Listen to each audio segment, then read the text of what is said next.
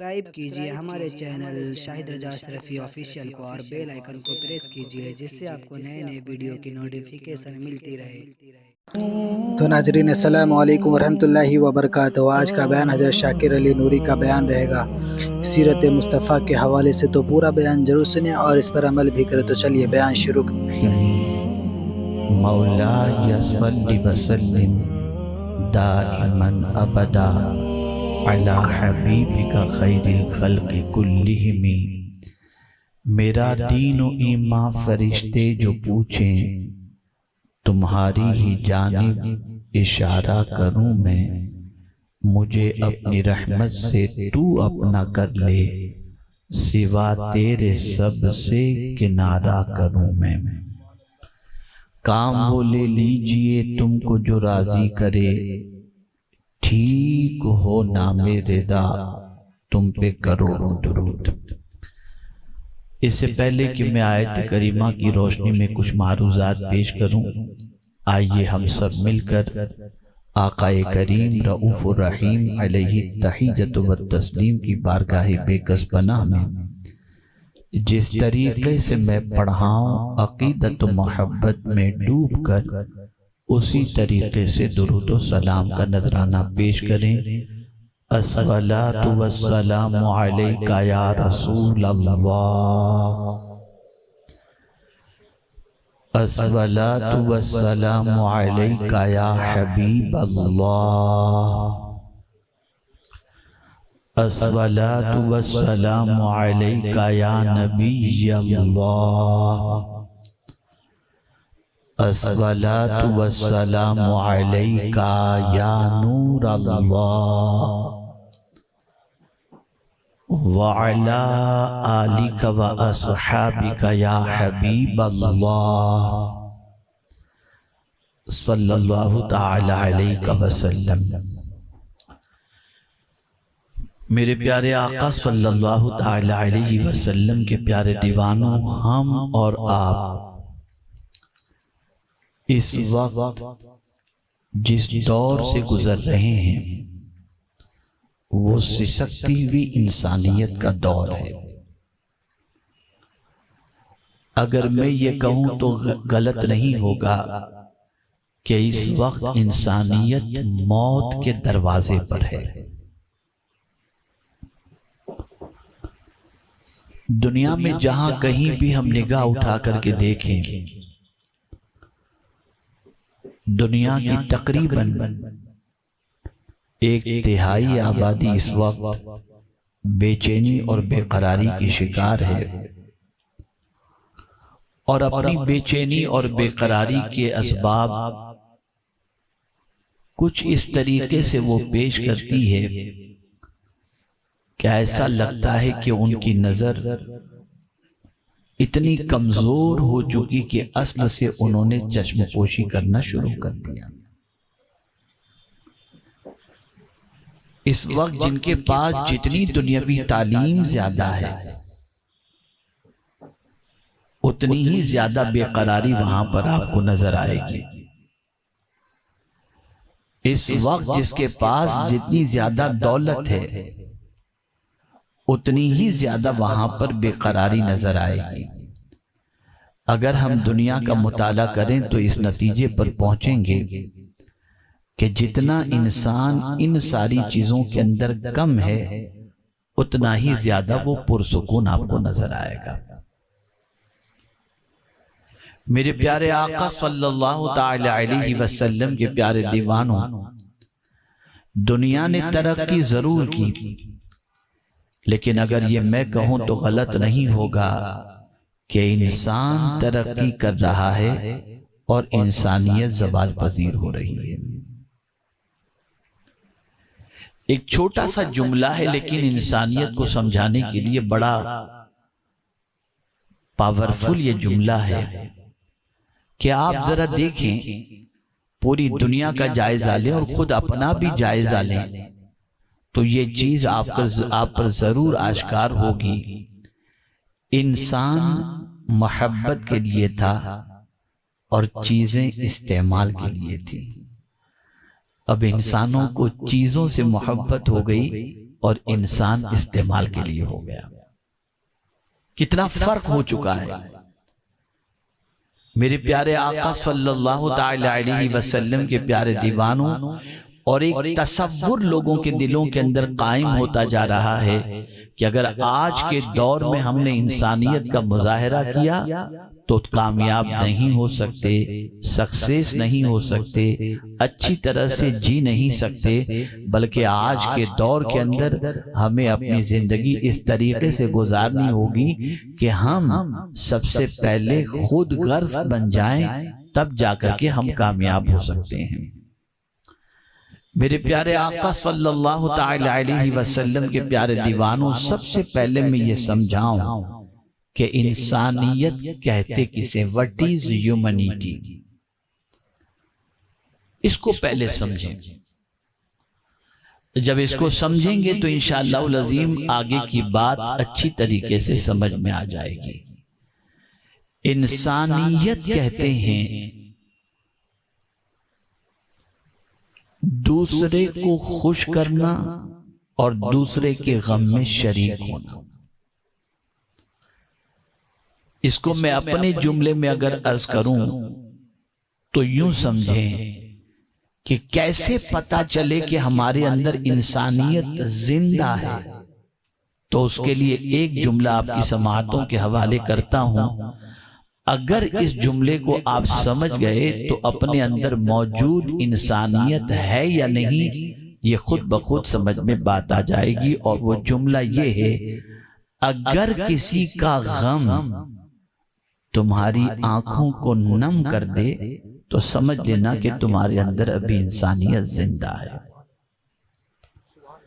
میرے پیارے آقا صلی اللہ تعالی علیہ وسلم کے پیارے دیوانوں، آپ رسول گرامی وقار صلی اللہ علیہ وسلم کے حوالے سے قرآن کی آیات کا مطالعہ کریں تو قرآن مقدس میں اللہ عز و جل نے خود اپنے محبوب سے فرمایا فَلَعَلَّكَ بَاخِعٌ نَفْسَكَ عَلَىٰ آثَارِهِمْ إِن لَّمْ يُؤْمِنُوا بِهَٰذَا الْحَدِيثِ أَسَفًا.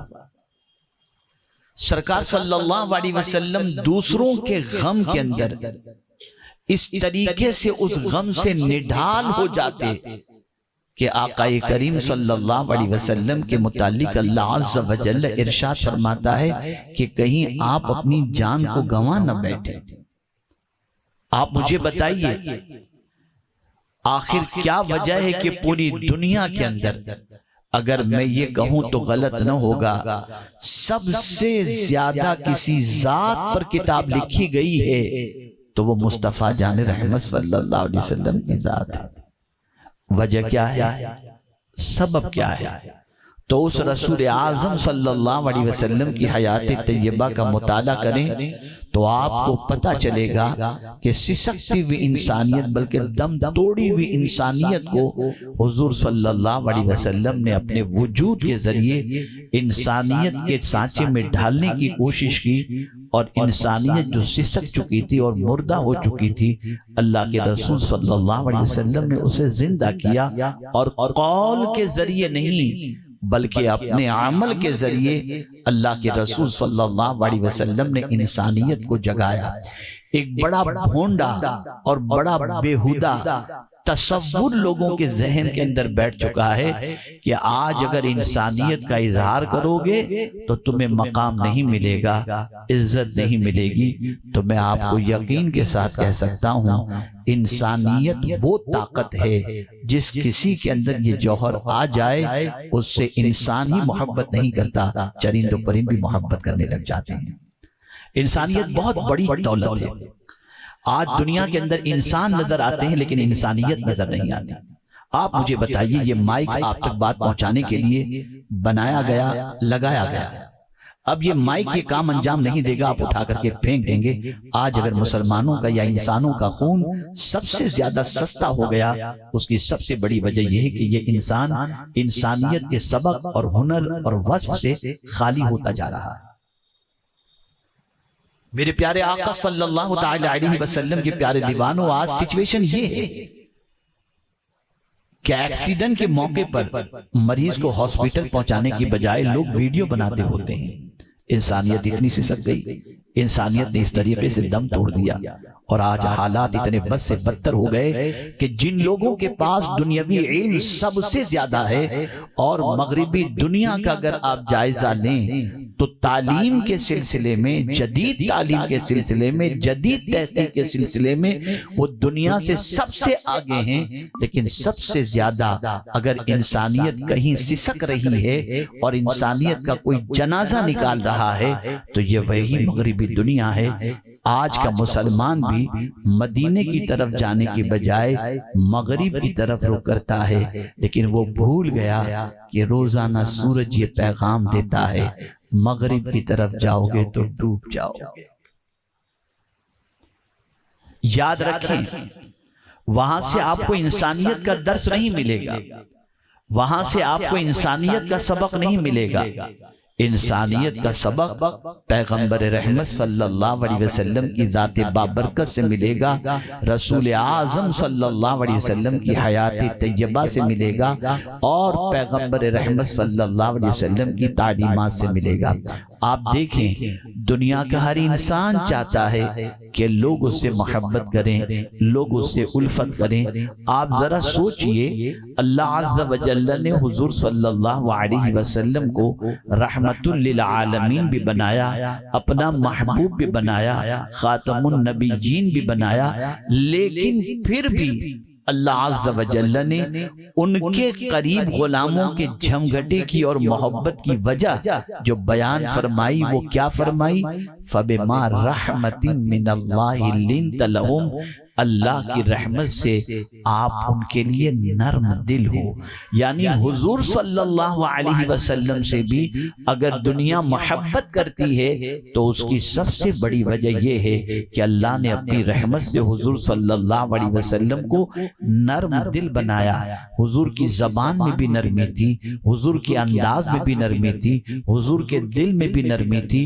حضور صلی اللہ علیہ وسلم نہ کسی کو کراہتے دیکھ سکتے تھے، نہ کسی کی آنکھ میں آنسو دیکھ سکتے تھے، نہ کسی کو تکلیف میں دیکھ سکتے تھے، نہ کسی کو پریشانی میں دیکھ سکتے تھے۔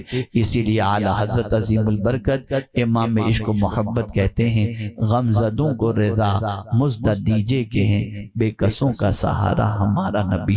حضور صلی اللہ علیہ وسلم کسی کا غم نہیں دیکھ سکتے تھے۔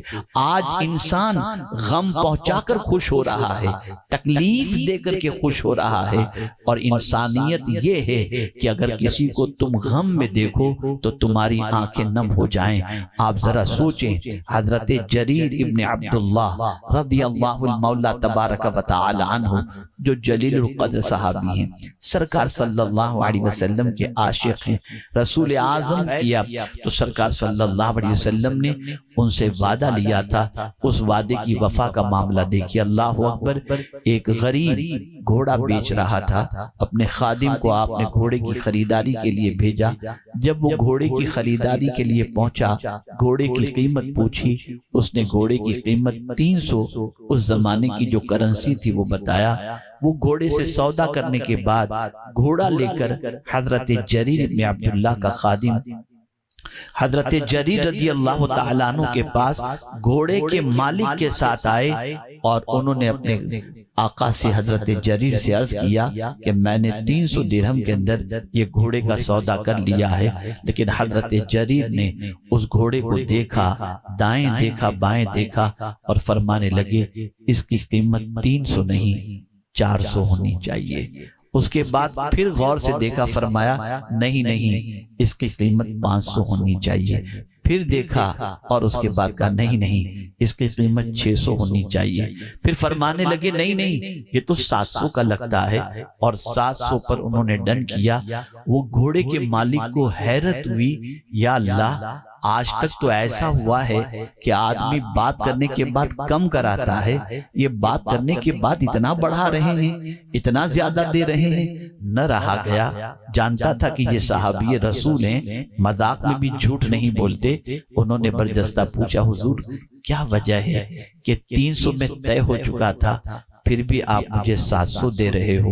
جواب میں حضرت جریر جواب دیتے ہیں کہ محسن انسانیت نے ہمیں یہ سبق سکھایا ہے کہ ہمیشہ مومن کا بھلا چاہنا، تو میں نے سرکار کے ہاتھوں پر ہاتھ دے کر یہ وعدہ کیا تھا کہ میں مومن کا بھلا چاہوں گا، اس لیے میں نے 300 کا 700 کر دیا تاکہ تمہارا بھلا بھی ہو جائے اور محسن انسانیت سے کیے ہوئے وعدے پر عمل بھی ہو جائے۔ یہ انقلاب پیغمبر اعظم صلی اللہ علیہ وسلم نے پیدا کیا۔ اے رسول اعظم صلی اللہ علیہ وسلم کے پیارے دیوانوں، افسوس کی بات جو سب سے زیادہ ہے وہ یہ ہے کہ ہم حضور صلی اللہ علیہ وسلم کی حیات طیبہ کے ان پہلو کو نہیں دیکھتے۔ سرکار صلی اللہ علیہ وسلم نے صرف دشمن اپنوں کی ہی تکلیف کو سرکار صلی اللہ علیہ وسلم نے محسوس نہیں کیا، دشمنوں کی بھی تکلیف حضور محسوس کرتے تھے، اور اسی کے ساتھ ساتھ آقا کریم صلی اللہ علیہ وسلم کو کبھی کبھی جانوروں کی تکلیف سے بھی بے قراری ہو جاتی، بے چینی ہو جاتی، پریشانی ہو جاتی، نیند اڑ جاتی، بلکہ حدیث مبارکہ میں موجود ہے کہ آقا کریم صلی اللہ علیہ وسلم کی آنکھیں نم ہو جایا کرتی۔ آئیے میں آپ کو سمجھاتا ہوا چلوں پیغمبر اعظم صلی اللہ علیہ وسلم نے کس طریقے سے مردہ دلوں کے اندر زندگی کی حرارت پیدا کی، اور سوئی ہوئی اور مردہ انسانیت کو اللہ کے رسول صلی اللہ علیہ وسلم نے زندہ کیا۔ پریکٹیکل طور پر، عملی طور پر آپ ذرا دیکھیں۔ اللہ اکبر۔ رسول گرامی وقار صلی اللہ علیہ وسلم سیدنا صدیق اکبر رضی اللہ تعالیٰ عنہ کے ساتھ تشریف لے جا رہے تھے۔ تھوڑا سا سفر طے کیا تو آقا کریم صلی اللہ علیہ وسلم نے دیکھا کہ چند لوگوں کا ہجوم ایک جگہ پر موجود ہے۔ آقا کریم صلی اللہ علیہ وسلم نے سیدنا صدیق اکبر رضی اللہ تعالیٰ عنہ سے فرمایا، ابو بکر ذرا جا کر دیکھو کیا معاملہ ہے۔ سیدنا صدیق اکبر رضی اللہ تعالیٰ عنہ پہنچے تو دیکھا کہ ایک اونٹ پاگل ہو چکا تھا جو لوگوں کو کاٹ رہا تھا، مار رہا تھا۔ صدیق اکبر رضی اللہ تعالیٰ عنہ بارگاہ رسول صلی اللہ علیہ وسلم میں حاضر آئے، عرض کرنے لگے، یا رسول اللہ صلی اللہ تعالیٰ علیہ وسلم، ایک اونٹ پاگل ہو گیا ہے جو قابو میں نہیں آ رہا اور لوگوں کو تکلیف پہنچا رہا ہے۔ سرکار صلی اللہ علیہ وسلم نے فرمایا، آؤ ابو بکر ہم چلتے ہیں اس کی طرف۔ صدیق اکبر نے عرض کیا، یا رسول اللہ صلی اللہ تعالیٰ علیہ وسلم، کہیں ایسا نہ ہو کہ حضور کو وہ تکلیف پہنچا دے۔ سرکار نے فرمایا، ابو بکر غم نہ کرو، آؤ چلتے ہیں۔ حضور صلی اللہ علیہ وسلم اس اونٹ کی طرف بڑھے۔ جو لوگ اونٹ کے قریب کھڑے تھے حضور صلی اللہ علیہ وسلم کو آتا دیکھ کر پریشان ہو گئے، اور انہیں ڈر لگنے لگا کہ کہیں یہ اونٹ حضور صلی اللہ علیہ وسلم کو اذیت نہ پہنچائے۔ لیکن قربان جائیے، اونٹ بھی جانتا تھا کہ محسن انسانیت ہے، میرا غم سننے والے ہیں، میرے غم کا مداوع کرنے والے ہیں۔ حضور صلی اللہ علیہ وسلم کو دیکھا، فوراً وہ اونٹ سرکار صلی اللہ علیہ وسلم کی طرف بڑھا اور سرکار کے قدموں میں اپنا سر رکھ دیا۔ سرکار صلی اللہ علیہ وسلم نے اس کے سر کو اٹھایا تو اس کی آنکھوں میں آنسو تھے۔ انسانیت کسے کہتے ہیں سمجھیں۔ اس روتے ہوئے اونٹ کو دیکھ کر مصطفیٰ جان رحمت صلی اللہ علیہ وسلم کی آنکھوں میں بھی آنسو آ گئے، اونٹ کو روتا دیکھ کر۔ اور پھر وہ اونٹ حضور صلی اللہ علیہ وسلم کے کان میں عرض کرتا ہے، سرکار میں پاگل نہیں ہوں، میں پاگل نہیں ہوں، میرا مالک گرمی کی شدت کے باوجود مجھے پانی نہیں پلاتا، زیادہ کام لیتا ہے لیکن چارہ پیٹ بھر کے نہیں کھلاتا، اس وجہ سے یہ میری حالت بن چکی ہے۔ سرکار صلی اللہ علیہ وسلم نے اسے تسلی دی، اور اس کے بعد پیغمبر رحمت صلی اللہ علیہ وسلم نے نکیل اس کے ناک میں ڈالی اور اس کے مالک کو بلایا اور ارشاد فرمایا، تم کہہ رہے ہو یہ اونٹ پاگل ہو چکا ہے؟ نہیں نہیں، یہ اونٹ تمہاری شکایت کرتا ہے، تعجب کی بات ہے، کام زیادہ لیتے ہو اور پانی بھی نہیں پلاتے، کام زیادہ لیتے ہو اور کھانا بھی نہیں کھلاتے۔ آج کے بعد اونٹ کی شکایت نہیں ہونی چاہیے، اس اونٹ کا خیال رکھنا۔ میں آپ سے پوچھنا چاہتا ہوں، آج انسانوں کے غم کو دیکھنے کے بعد انسانوں کی آنکھوں سے آنسو نہیں نکلتے، لوگ انسانوں کو غم پہنچا رہے ہیں، غموں کا مذاق اڑا رہے ہیں، غموں کے اندر خوش ہو رہے ہیں، لیکن پیغمبر اعظم صلی اللہ علیہ وسلم وہ محسن انسانیت ہیں کہ رسول اعظم صلی اللہ علیہ وسلم نے عظیم انسانیت کا درس عطا فرمایا اور بتایا اللہ کی کسی مخلوق کو بھی کوئی تکلیف پہنچ جائے تو اگر تمہارا دل بے چین ہو جاتا ہے تو سمجھ لینا کہ ابھی تمہارے اندر انسانیت زندہ ہے۔ ہم تکلیف پہنچانے والے تو بنے، تکلیف کا مداوا نہ بن سکے۔ دنیا بھر کا حال آپ دیکھ لیجئے، خود غرضی کا دور چل رہا ہے۔ اسلام اور مغربی دنیا کی سوچ کے اندر سب سے بڑا فرق یہ ہے کہ مغربی دنیا خود غرضی سکھاتی ہے اور اسلام قربانی سکھاتا ہے۔ رسول اعظم صلی اللہ علیہ وسلم کے صحابہ قربانی دیا کرتے تھے۔ اللہ کے رسول صلی اللہ علیہ وسلم نے کتنی تکلیفیں برداشت کی، کتنی پریشانیاں برداشت کی۔ آپ ذرا سوچو، انسانیت کا وہ عظیم جوہر رسول اعظم صلی اللہ علیہ وسلم نے دنیا کے سامنے پیش کیا کہ عقل دنگ رہ جاتی ہے۔ بھلا ایسے شخص کو جو حقیقی چچا اور چاہنے والے چچا کا قاتل ہو، اسے بھی کوئی معاف کر دے۔ یہ وہی کر سکتا ہے جس کی زندگی کے اندر انسانیت اس طریقے سے زندہ ہو کہ انسانوں کی زندگی میں انقلاب پیدا کرنے کے لیے اور لوگوں کی زندگی کے اندر انسانیت کو زندہ کرنے کے لیے جس نے بیڑا اٹھا رکھا ہو۔ آج آپ ذرا دیکھیں کتنا برا حال ہو چکا ہے، کس حد تک انسان انسانیت سے گر چکا ہے۔ ہمیں نہ کسی کی تکلیف کا احساس ہے، نہ کسی کے غم کا احساس ہے، الا ماشاءاللہ میں سب کی بات نہیں کرتا۔ آج ہماری پوزیشن یہ ہے، تکلیف دے کر جتنا حاصل کر سکتے ہو کر لو۔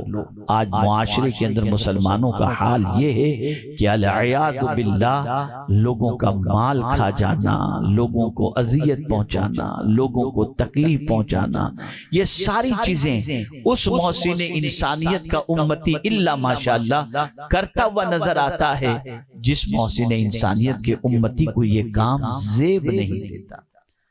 سرکار صلی اللہ علیہ وسلم کی حیات طیبہ دیکھیں۔ میں ابھی انسانوں تک نہیں آ رہا، میں جانوروں کی بات کر رہا ہوں۔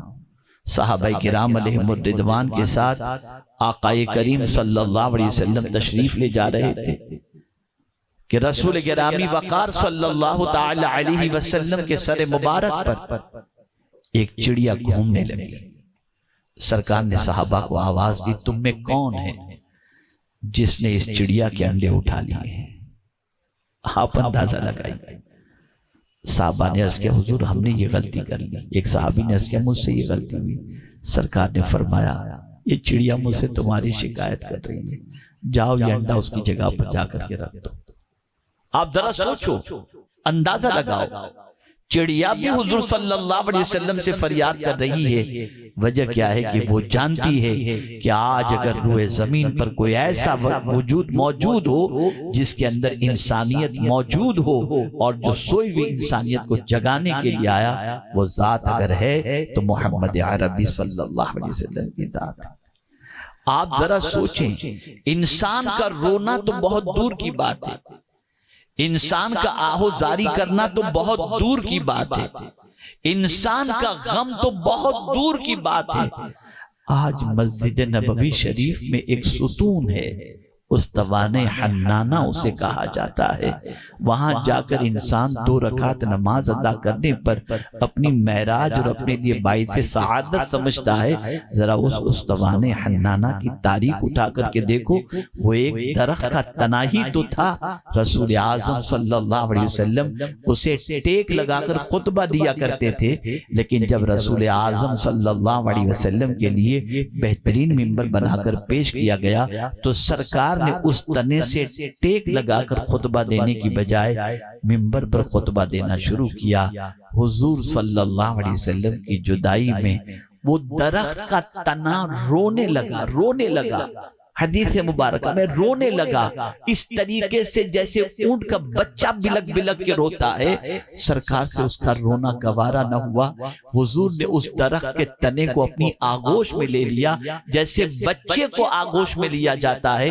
صحابہ فرماتے ہیں آہستہ آہستہ اس کی ہچکیاں بند ہوئی، جیسے ماں اپنے بچے کو روتے ہوئے بچے کو دبوچتی ہے اور بچہ روتے روتے چپ ہو جاتا ہے، ایسے ہی ہم نے دیکھا یہ درخت کا تنا بھی روتے روتے چپ ہو گیا۔ میں پوچھنا چاہتا ہوں درخت کے تنے کے آنسو بھی مصطفیٰ جان رحمت صلی اللہ علیہ وسلم گوارا نہیں کر پاتے۔ آپ اندازہ لگائیں دنیا کے اندر قیدیوں کے حوالے سے بڑا عجیب سسٹم ہے، قیدیوں سے کام کرایا جاتا ہے، قیدیوں کو تکلیف دی جاتی ہے، قیدیوں کو مارا جاتا ہے، قیدیوں کو سزائیں دی جاتی ہیں، لیکن محسن انسانیت صلی اللہ علیہ وسلم نے قیدیوں کے ساتھ ایسا سلوک کیا کہ دنیا کا کوئی شخص یہ ثابت نہیں کر سکتا کہ ستانے والوں کے ساتھ، جنگ پر آمادہ ہونے والوں کے ساتھ، قتل کے منصوبے بنانے والوں کے ساتھ دنیا کا کوئی اس طریقے سے سلوک کرے، ان پر کنٹرول کر لینے کے باوجود، ان پر قبضہ کر لینے کے باوجود، ان پر فاتح ہو جانے کے باوجود کوئی ایسا سلوک کرے۔ آپ دیکھیں پیغمبر اعظم صلی اللہ تعالی علیہ وسلم نے پہلی جنگ جو جنگ بدر ہوئی، اس جنگ بدر میں کیا تھا؟ 70 قیدی بنائے گئے۔ اللہ نے اس جنگ میں حضور صلی اللہ علیہ وسلم کو فتح عطا فرمائی۔ 70 قیدی۔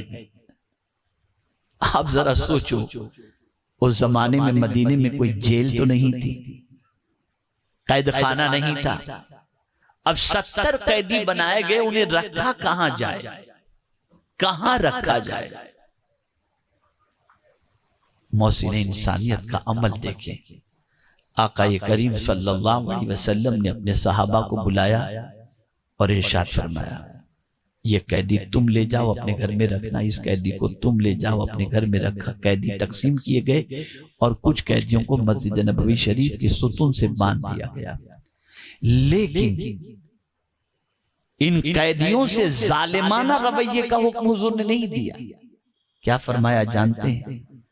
آقا کریم صلی اللہ علیہ وسلم نے ارشاد فرمایا جو تم کھاؤ گے نا اس سے بہتر قیدیوں کو کھلانا، اور جو تم پہنو گے اس سے بہتر قیدیوں کو پہنانا۔ ابو عزیز نام کے ایک قیدی کو صحابہ کرام میں سے ایک صحابی نے جب اپنے پاس رکھا، اس کی اتنی خدمت کی کہ عام طور پر آپ دیکھتے ہیں کہ قیدی قید خانے سے نکلنے سے پہلے اپنا لباس منگواتا ہے اور قید کا لباس اتار کر کے پھینک دیتا ہے اور اپنے لباس میں باہر آتا ہے، اس لیے کہ وہ جانتا ہے یہ قیدی کا لباس مجھے عزت نہیں دے گا، ذلت دے گا۔ لیکن اللہ اکبر، ابو عزیز کو صحابی نے جو لباس دیا تھا، جب وہ ابو عزیز کے یہاں، جب صحابی کے یہاں سے وہ رہا کیے گئے تو آپ جانتے ہیں ابو عزیز کے جسم پر وہی لباس تھا جو صحابی نے دیا تھا، وہ پہن کر کے نکلے۔ کسی نے کہا کہ تم قید خانے کا لباس پہن کر کے نکلے ہو، یعنی صحابی کے قیدی تھے، ان کا دیا ہوا لباس پہن کر کے تم نکلے ہو؟ جواب میں کہتا ہے اتنا قیمتی لباس تو میں نے میری زندگی میں کبھی پہنا ہی نہیں تھا، اور اس صحابی نے میرے ساتھ وہ سلوک کیا کہ میرے سینے میں اسلام کی شمع روشن ہو چکی ہے۔ جب اسلام کا ماننے والا قیدیوں کے ساتھ اتنا اچھا سلوک کرتا ہے، دشمن کے ساتھ اتنا اچھا سلوک کرتا ہے، تو پھر دوسروں کے ساتھ اس کا سلوک، اپنوں کے ساتھ سلوک کیسا ہوگا؟ یہ انسانیت ہے، یہ انسانیت ہے۔ حضور صلی اللہ علیہ وسلم کی آمد کو دیکھیں، معاشرے میں جتنے کچلے ہوئے تھے، معاشرے میں جتنے دبے ہوئے تھے، معاشرے میں جن کا کوئی وقار نہیں تھا، معاشرے میں جن کو کوئی عزت کی نگاہ سے نہیں دیکھتا تھا، معاشرے میں جن کو دنیا حقیر سمجھتی تھی، خدا کی قسم ان سب کو اٹھانے والی ذات کا نام محمد عربی اور محسن انسانیت صلی اللہ علیہ وسلم۔ آپ ذرا سوچیں، بچی پیدا ہوتی، وَإِذَا بُشِّرَ أَحَدٌ بِالْأُنْثَى ظَلَّ وَجْهُهُ مُسْوَدًّا وَهُوَ كَظِيمٌ، جب کسی کو بچی کی بشارت دی جاتی کہ تمہارے گھر بچی پیدا ہوئی تو اس کا چہرہ کالا ہو جاتا، بچی کی ولادت کو انسان اپنے لیے کلنک سمجھتا تھا، اور یہ پرتھا تھی، یہ سسٹم تھی کہ بچی کو زندہ زمین میں دفن کیا جاتا تھا۔ ایک نیا پہلو میں آپ کے سامنے پیش کرتا ہوں کہ حضور صلی اللہ علیہ وسلم کی میلاد کا سب سے پہلے فائدہ کس کو ہوا؟ سب سے پہلے فائدہ تو میں آپ سے عرض کروں، سب سے پہلا فائدہ عورت کو ہوا ہے۔ کیسے؟ ابو لہب کی کنیزہ سویبہ، اس نے حضور صلی اللہ علیہ وسلم کی ولادت کے ساتھ ہی ابو لہب کو خبر سنائی کہ تمہارے بھائی محمد کے گھر، تمہارے بھائی عبداللہ کے گھر محمد کا جنم ہوا ہے۔ ابو لہب نے جب یہ سنا تو اپنی انگلی سے سویبہ کو آزاد کیا، گویا حضور اس فرش گیتی پر تشریف لا کر ہر دبی کچلی عورت کو یہ پیغام دے رہے ہیں، اب تمہیں گھبرانے کی ضرورت نہیں، تمہارا مسیحا اس دنیا میں اب آ چکا ہے۔ محسن انسانیت کی آمد کا فائدہ عورت کو سب سے پہلے ہوا، غلامی کی زنجیر سے۔ آپ ذرا دیکھیں ایک باپ کا مرتبہ اور ماں کا مرتبہ سرکار صلی اللہ علیہ وسلم نے کیسے ڈیفائن کیا۔ وہ دور ایسا دور تھا کہ باپ اگر مر جاتا تو اس کی بیوہ سے بیٹے شادی کر لیا کرتے، ایسی جہالت کا دور تھا، ایسی سچویشن کے اندر دور تھا کہ باپ اگر مر جاتا تو اس کی بیوہ سے بیٹے شادی کر لیا کرتے، ایسی جہالت کا دور تھا، ایسی سچویشن کے اندر ماں کچلی جا رہی تھی، عورتیں کچلی جا رہی تھی، بچیاں کچلی جا رہی تھی، عورتیں بازار کے اندر فروخت ہوتی تھی، اور عورتوں کا کوئی وقار اور کوئی عزت نہیں تھی۔ اگر عورت کو رحمت کسی نے بنایا ہو تو رحمت للعالمین نے بنایا، رسول اعظم صلی اللہ علیہ وسلم نے بنایا۔ آپ ذرا سوچیں اور اندازہ لگائیں پیغمبر اعظم صلی اللہ تعالی علیہ وسلم نے کتنا اونچا مرتبہ۔ تو ناظرین ویڈیو اگر اچھی لگی تو ضرور ویڈیو کو لائک کریں، اور ہمارے چینل پر اگر نئے ہیں تو ضرور سبسکرائب کریں، اور اللہ سے دعا کریں کہ اللہ ہمیں نیک عمل کرنے کی توفیق عطا فرمائے۔ تو چلیے ناظرین ملتے ہیں اگلی ویڈیو میں، تب تک کے لیے السلام علیکم ورحمۃ اللہ وبرکاتہ۔ ویڈیو اچھی لگے تو ہمارے ویڈیو کو لائک کریں اور ہمارے چینل کو سبسکرائب کریں۔ شکریہ۔